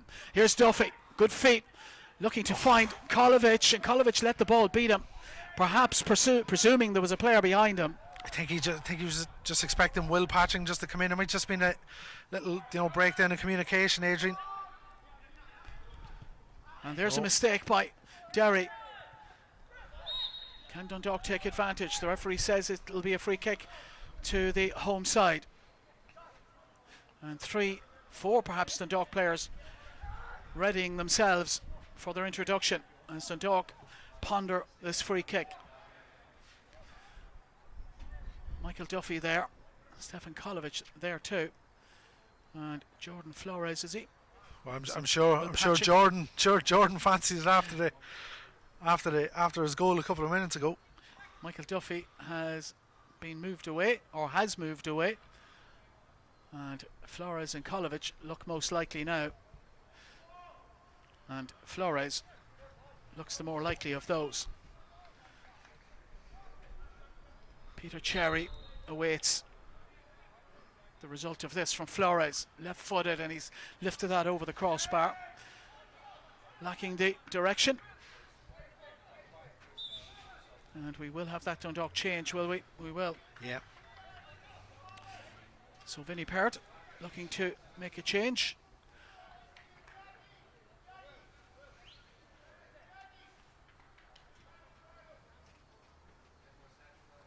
And some of the players making their way off. Darrell Leahy is being replaced by Dane Massey, I think. Yeah, straight swap on that one. Adrian, Chris Shields has gone off. Michael Duffy as well. So Stefan Nathan Kolovich Adua as well. So and Kolovich makes way too. And Greg Sloggett comes into the game as well. yeah, 4 straight swaps. Nathan Adu is going to come out here to the left. Chance for the supporters to get a look at him, and Daniel Kelly's gone out to the right. And Greg Sloggett just slot in the midfield alongside Jordan Flores. So Dundalk haven't changed their approach to the game or the shape of the side, as far as we can tell just for the moment. And a chance now for those Dundalk supporters watching on the Patreon service and the season ticket holders who have been given a link here this afternoon to get a look at this man for the first time, Nathan Adua. And Conor McCormick with something else to think about for this second half. Adua now to Sloggett. Now Dane Massey. Here's Adua. Looking to slip past Clifford. It's a clever ball in towards Pat Hoban. Here's Andy Boyle. And now Greg Sloggett. Here's Boyle. Harkin in towards Clifford, back towards McCormick.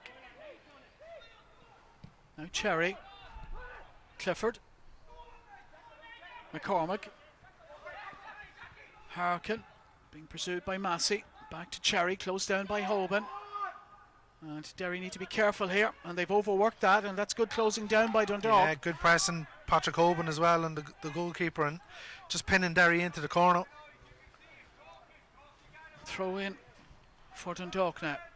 Dane Massey. Adua.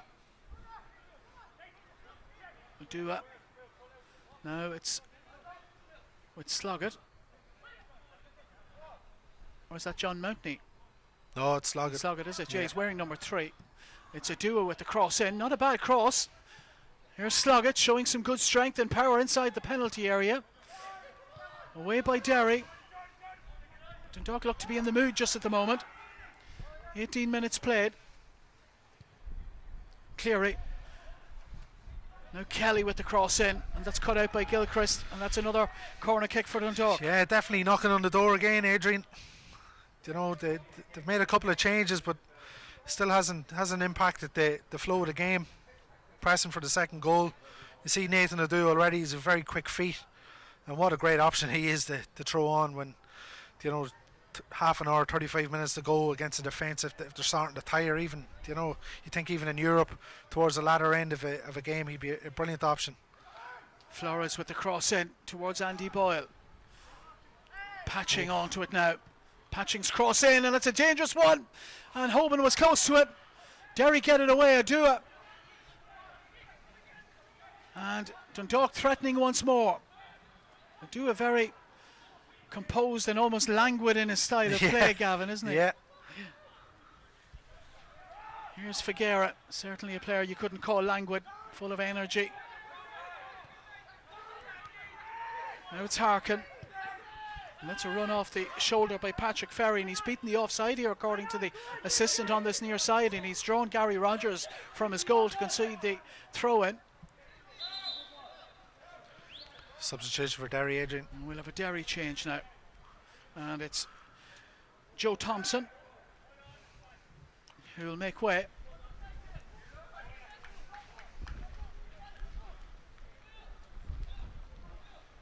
And the rain begins to fall again in Oriel Park. Bruma, is it? Looks like it's Gerardo Bruna. Yeah. So the Argentinian midfielder into the game now for Derry. And Dundalk make another change too, taking the opportunity with the break in the play. Will Patching going off. And looks like Pat Hoban is making away, and he won't be happy not to have scored a goal, Pat. Georgie Kelly, certainly one of the substitutes. Yeah, he's got the lockdown haircut, Adrian. It's hard to recognise him now without the flowing. Same with John Mountney. And it's John Mountney. I didn't recognise Yeah. John Mountney without the locks. Yeah. Greg Sloggett's taken over that mantle this year. With the Did they have to fight for it, I wonder, or toss a coin? There's the cross in by Derry. Away by Cleary. I think it's I think the supporters watching at home, Adrian, I think they'll have seen, Kolovich is a really, really good player. He could definitely bring a lot. Very busy across the front line, very tricky. And I think Will Patching give a good account of himself out there as well. So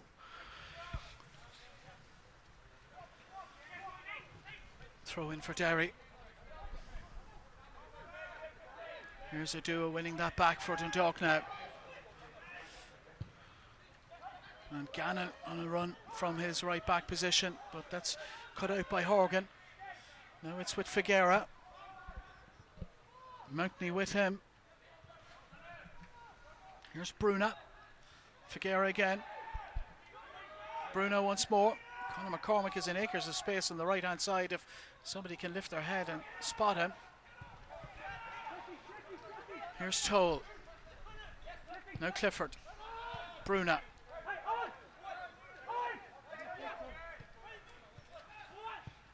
Clifford again, and now Gilchrist. Derry City enjoying one of their better spells of play just at the moment. Here's Cherry. 1-1 at Oriel Park. Figuera with the opening goal on 9 minutes for Derry City.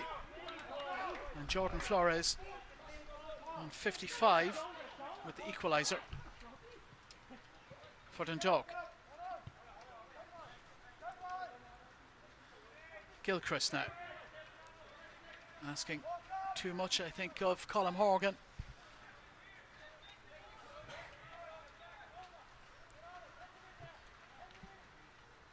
We mentioned John Mountney a moment ago, Gavin, and his versatility has been really useful for Dundalk over the years. But even last season, another injury interrupted season for him, but still managed 6 goals in a season that saw him just start 12 matches. That tells you the sort of influence he can have if he can stay fit. yeah, and John's another one who sort of perversely the break sort of came. If you can say the break, it was a good time, but from a footballing point of view, it gave him a chance to recover from an injury. He actually broke his other metatarsal, Adrian, which he fractured one last year, and then because he came back and he did well to get back in such quick time, he said that the actual stress that it put on the other metatarsal meant that he fractured it. So it's actually given him a chance to get back to full fitness. And instead of, if this was the season had carried on, he probably would have missed a chunk of 20-25 games. But it's actually meant that he's missed no football. And as you say, he's very versatile, and you always think of Europe, how important John is.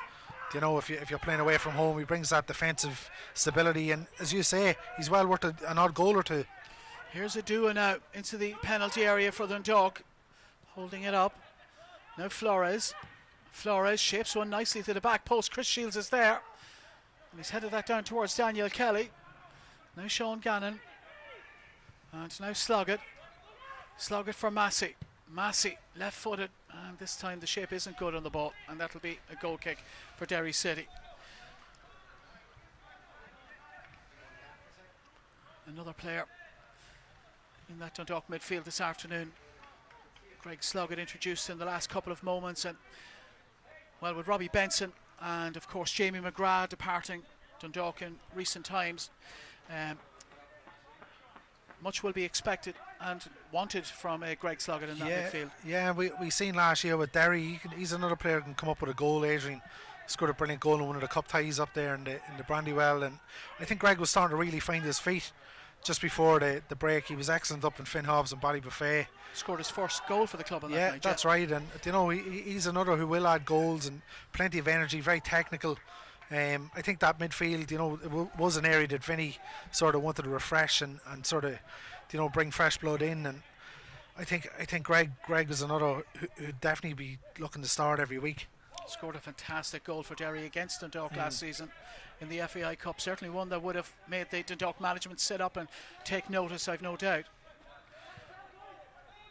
Phenomenal athlete as well, Adrian. I think, you know, they were all impressed as soon as he came in with his numbers and ratings and stuff like that in the strength and conditioning. You know, he looks after himself. Good brain, good intelligent lad. You know, very very popular.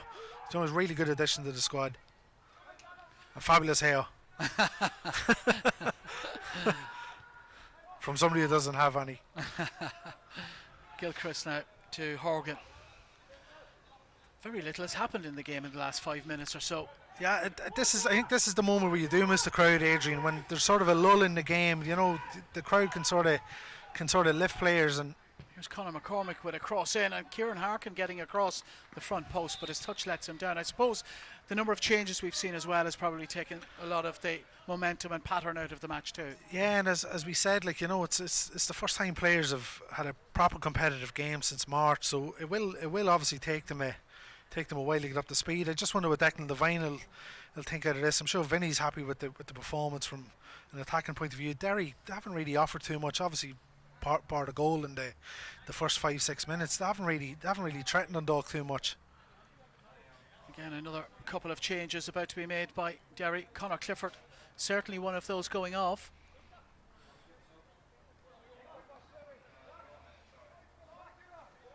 So Clifford certainly off, and we'll bring in the identity of the two substitutes in just a moment. Certainly Lufumpa Wakone into the forward line.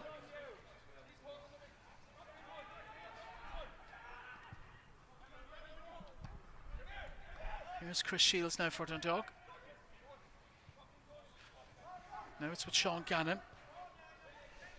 Mark McChrystal in at centre back now for Derry, and that was a chance for Dundalk to create something. Georgie Kelly just not quite linking up with Daniel Kelly as he would have wanted. It's very unlucky. Brilliant burst by Daniel Kelly, and then breaks into the box. We've seen him do that loads of times last year, double figures, looking to get in there again, and George just couldn't put the pass in front of him.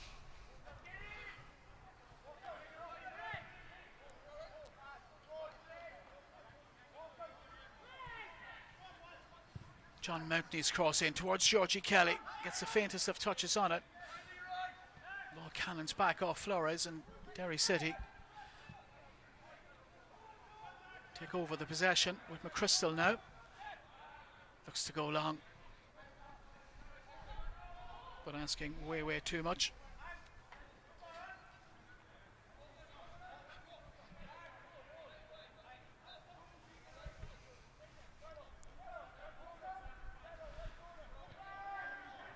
Here's Gannon. Now it's Sloggett. Andy Boyle. Massey making a run inside, and Adua takes up that space on the left wing. Flores. Adua again.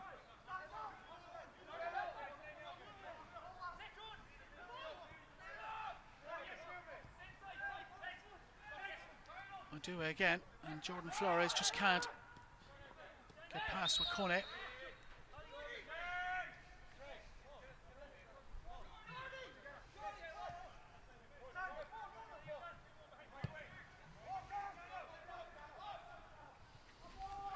Here's Figuera now for Derry City. Figuera onto that right foot, and he gets the shot away all right. But unlike Jordan Flores a while ago, can't find its target.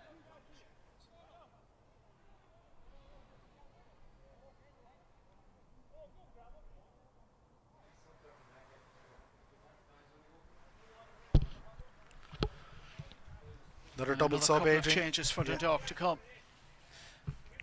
Flores and Sean Gannon will make way. Cameron Dummigan and Josh Gatt coming on. So a chance for Josh Gatt to impress here. Signed during the week, of course. And very highly rated earlier in his career, especially at Molde, where he played for Ole Gunnar Solskjaer. And later had an encouraging season at Colorado Rapids in the US. But his career has been blighted, Gavin, by injury in recent times. But I believe Dundalk are very confident that those concerns are behind him. Yeah, I think he's fully recovered from, he had 3 ACL injuries, and as you say, his career, he was heading for the stars really, because won a couple of titles in Norway with Molde, and was capped by the US international side, and then unfortunately, a couple of bad knee injuries sort of sidelined him, but really good pedigree. Adrian, still only 29 years of age, I think he is now. Very good player, and if he can get back to anywhere where he was previously, he could again. These lads could prove a valuable addition. Here's McChrystal now for Derry City.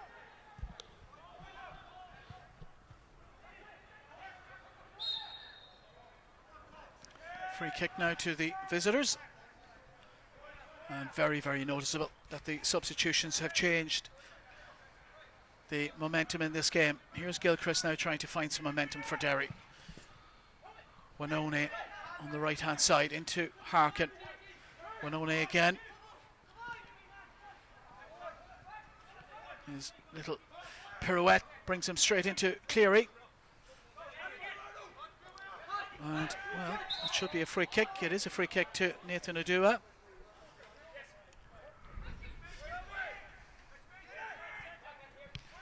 .5 minutes or so left for play. Can either of these sides muster a winning goal here? Here's Cleary. Now Mountney. Now Andy Boyle. Dane Massey. Massey back to Boyle once more.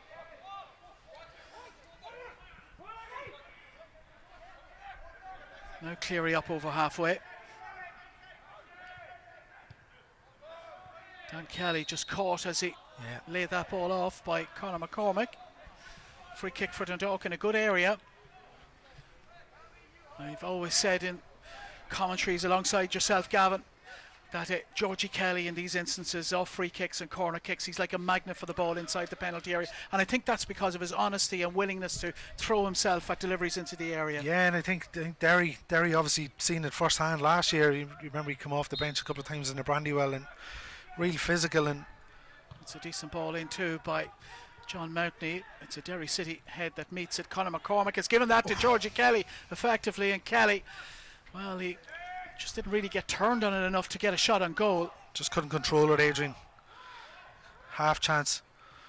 But yeah, very, very highly rated, Georgie. I think that Declan Levine actually said last week he's tried to get him on numerous occasions to join Derry. I but believe there were real earnest efforts made in Yeah. the close season. Yeah. I think he's like a lot of players. You look at Cameron Dummigan's after coming on, he's very unlucky to probably be behind the best fullback probably in League of Ireland history since Owen Heary, definitely. And it's the same with Georgie. He's behind Dundalk's all-time record goal scorer and Pat Hoban. So if those lads are any other club, to be first choice. But it just shows you the quality of the squad that Vinny has at his disposal. Here's Dane Massey with a cross in towards Georgie Kelly. McChrystal boots that away for Derry City. slug it onto it for Dundalk, but that's a heavy touch. Figuera under pressure from Sloggett, does well to maintain the possession. Figuera once more. Gilchrist. Conor McCormick, he was moved into midfield now. Here's Andy Boyle, and that's a heavy touch by him, but Adua lays that off to Boyle once more. I think this is the part in games, Adrian, when the league does resume, that's going to be very interesting. Coming to the last 15 minutes, do you know, if you know, the side going for a home side going for all 3 points like Dundalk now, I'm sure that the energy to be given by the shed sort of willing them on. And then if on the opposite side of that, if it's a side struggling at the bottom of the table, you know, they've been urged by the home crowd to dig in and hold on to what they have. So I just wonder what effect it's going to have in teams going into the latter stages when, you know, you can understand maybe if they sort of get a bit complacent and, you know, there's a bit of lethargicness sets in, but it's going to be interesting when the competitive games start up, just to see how that affects players. Just a quick shout out to a few people listening in this afternoon on the commentary and watching in, of course, as well on the Dundalk streaming service. Jerry Curtis, John Foran and John Curtis are all watching in this afternoon, as too is Colin Mullen and Emma Barry. And there's another change here for Derry, another 2 changes indeed. I've lost count at this stage. Ronan Boyce has gone into the middle of the field, certainly, and Michael Harris, the other substitute. So Boyce into the midfield for Derry, and Michael Harris, the other change.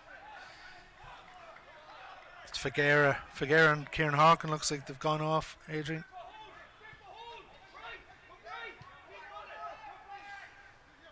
Giordano Pantosti, or as his name has now changed to Jordan Flores Pantosti, is also watching in Italy as well too. Got dispossessed over there by Gilchrist. Goes back to McChrystal. Gilchrist again. Left-footed clearance away. Cut out there by Sloggett. McCormick as competitive as ever over there, and he's won a free kick from himself. Here's McChrystal now, in his 3rd spell with Derry. Andy Boyle backs himself against Wanone and finds Dane Massey. Here's Boyle again, and Boyle has Cleary now. Cleary with plenty of space to bring it into.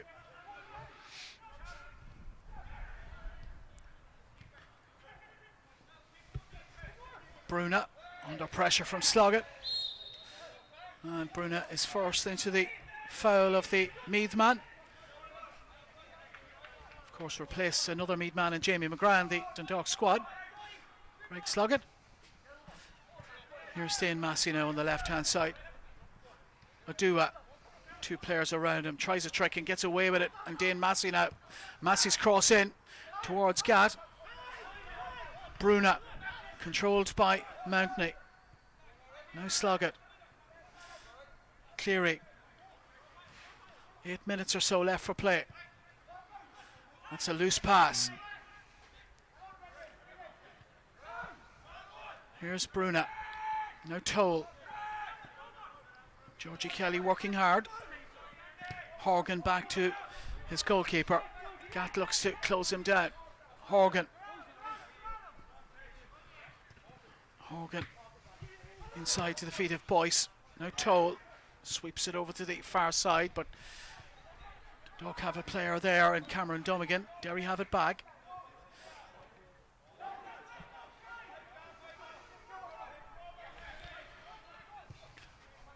Here's Georgie Kelly, and Georgie won't get onto that one, and that'll be a throw-in for Derry City, and Colm Horgan will take this one. A couple of more friendly matches to come on the schedule for Dundalk, Gavin. Yeah, Bohemians here on Tuesday night, and I believe there's another home game next Friday, Adrian. So, you know, obviously the fixtures I think are going to be announced on Monday as well. So we'll know exactly what way the resumption of the league is going to take shape. But I think it's good now that they've announced that the game's going to be split over 3 days over the weekend, over Friday, Saturday, and Sunday. So with the new streaming service coming in, it gives all supporters a chance to keep an eye on what's happening at other clubs. And I think that was one of the frustrating things, was that if there was a big game on a Friday night, you wouldn't be able to watch it because you'd be obviously concentrating on what's happening in your own game. So it's a good idea, and hopefully the streaming initiative, takes off and gives the league a bit more exposure. Here's Andy Boyle now. Just also mention, Adrian, the draw for the FAI Cup actually takes place on Monday lunchtime as well. So plenty to look forward to for Dundalk supporters, whether they're in the grounds or not. That's it. And obviously the draw for Europe takes place in early August. So after so long away, it's all of a sudden it's going to come tumbling back, But the expectation and hope is that Dundalk supporters will be able to see all these games. Yeah, well, that's obviously the league themselves will be looking after the streaming of all the league matches. So there will be, I'm sure, something I think announced in the next week. In terms of Europe, it's disappointing that we won't be able to have any fans in the ground for European games, but I'm sure the club will be actively looking at streaming the games or doing something to make sure supporters get access, because look, we all know we're all fans of the game. It's the famous quote, what is the game without fans? And we've seen, as good as it is the football back all across Europe in the last couple of weeks, it's just not the same without supporters. But here's Daniel Kelly. Kelly drifts past Bruna. Cross by Kelly. Odua is there. Georgie Kelly couldn't rise enough to connect with the cross. Here's Odua looking to face up against Horgan, teasing the right full back, and he goes past him, and as he kept that in play, the referees decided that's a goal kick in any case for Derry City. Derry too, of course, in Europe this season, returning to European action at the end of next month, earning a spot, of course, for this season by finishing 4th in the league last season. So plenty for Derry City supporters to look forward to too.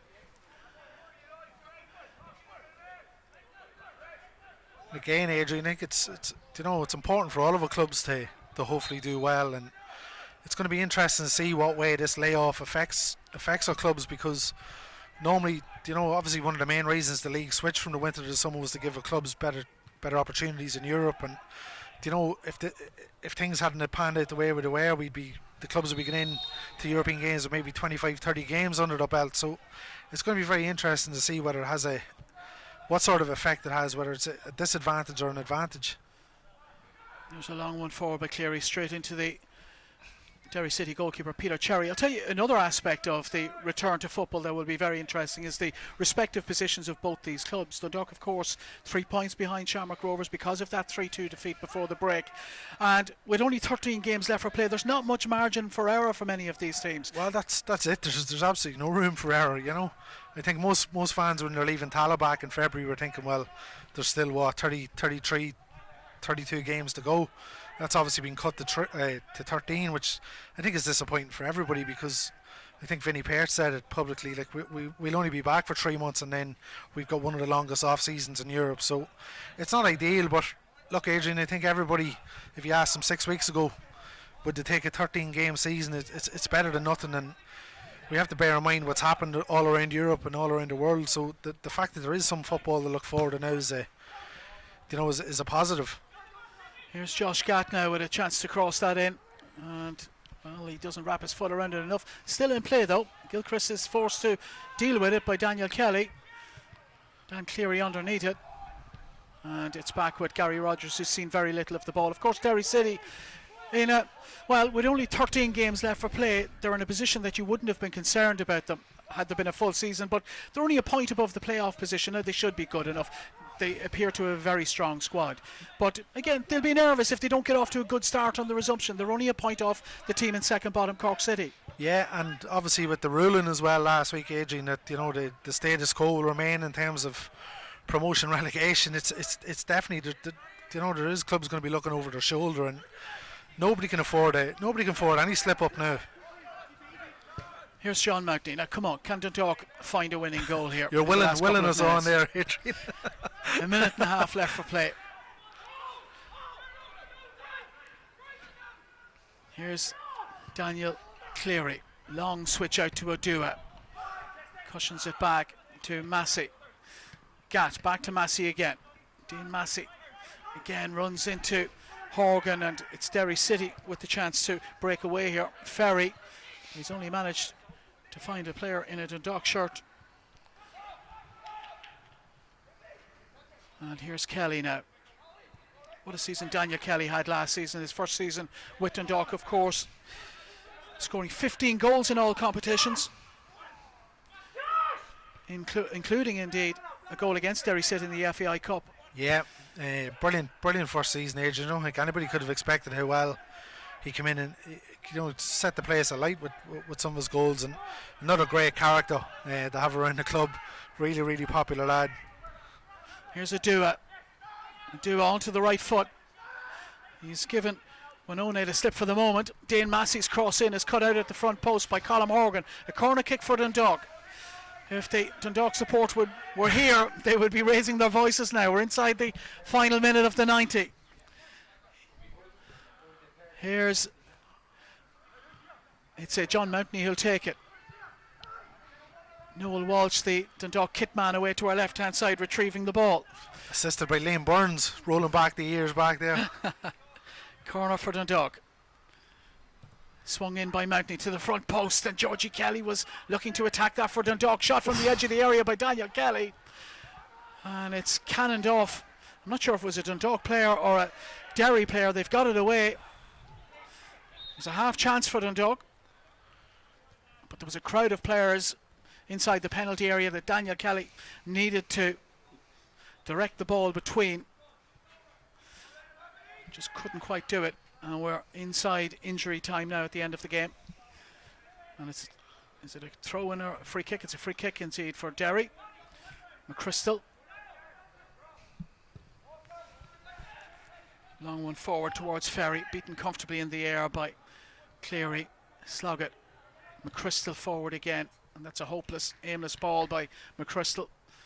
Gary Rogers after it, and you can see Gary Rogers fancies a winning goal here, chasing after it. Here's Andy Boyle.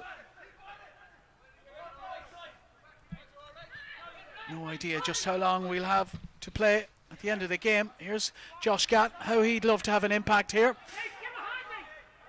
Gatt looking to beat Toll, and he does, and he gets across into the front post towards Kelly.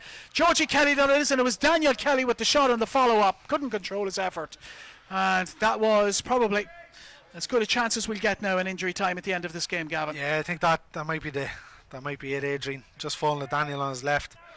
It's the weaker foot. Just couldn't keep it down.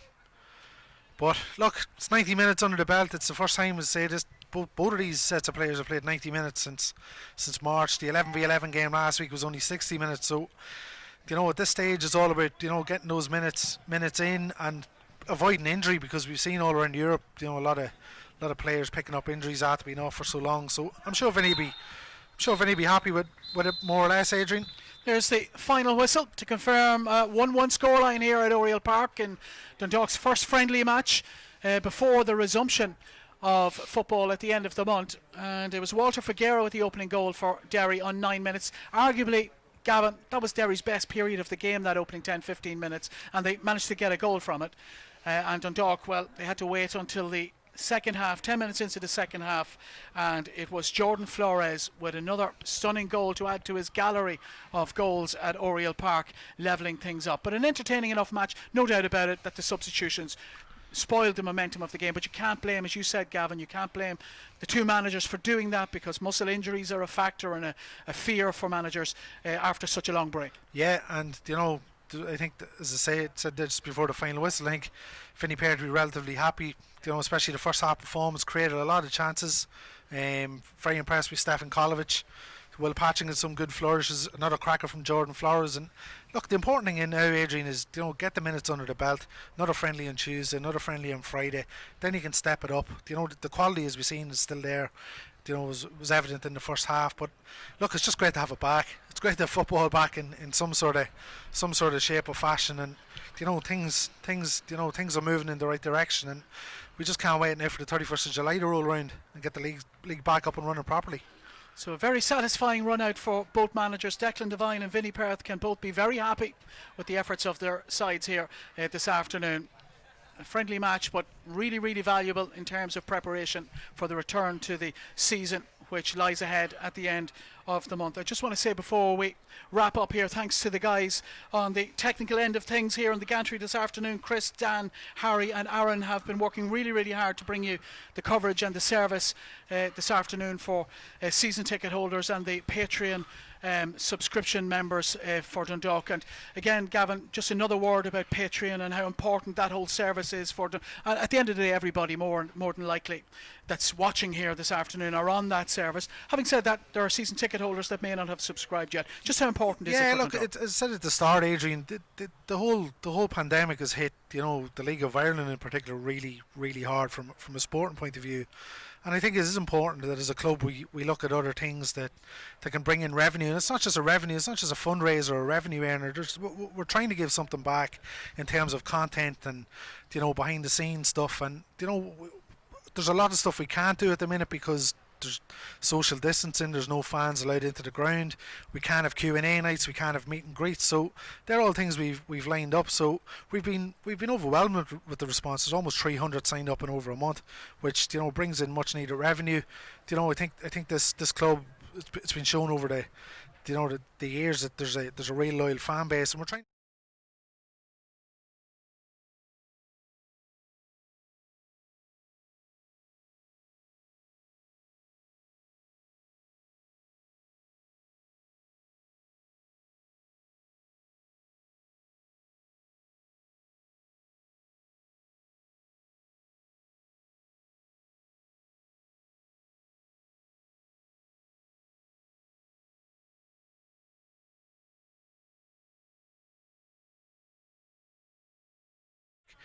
We've been very aware of our community and our supporters and the people who've been hit hard by this virus.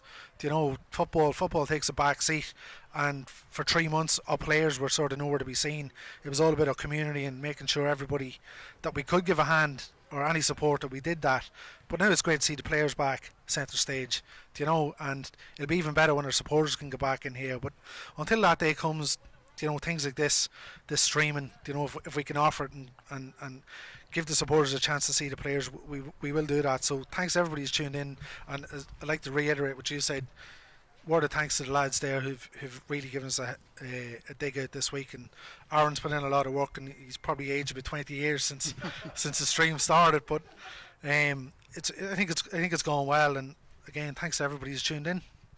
That's it. So the message very definitely from Dundalk as we leave you here at Oriel Park this afternoon is that you may not be able to get into the ground in the coming months, but Dundalk will make every effort to make sure you stay connected with the club as the season resumes at the end of July. That's it from Oriel Park. Once again, thank you very much for joining us on the coverage and on the service this afternoon. We do hope there's more of this to come as the season and as the coming weeks progress. That's it from Oriel Park. Final score here. It's